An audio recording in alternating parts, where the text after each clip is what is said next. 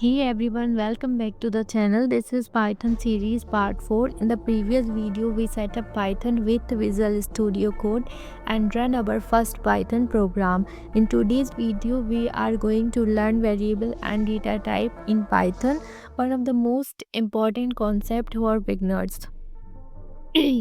What is variable? A variable is used to store data in a program. Think of a variable as a container that hold a value. For example, if you want to store your age, you can write age equal 20. Here age is the variable name and 20 is the value stored inside it. How to create a variable in Python? In Python, creating a variable is very simple. You just write the variable name, then equal sign, then the value. Name equals coding with me. Python automatically understand what types of data is it. Data types in Python. Now let's talk about data type. Data type tells Python what kind of value a variable is storing. Integer, floating, string, boolean. Now let's talk about integer.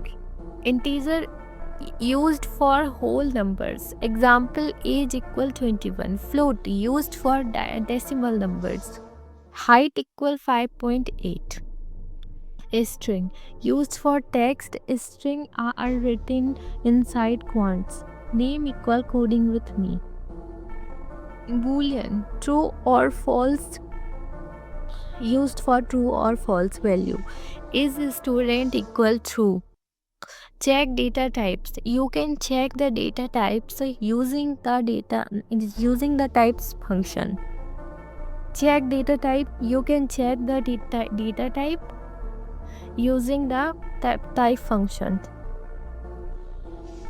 Check data type. You can check the data type using type function.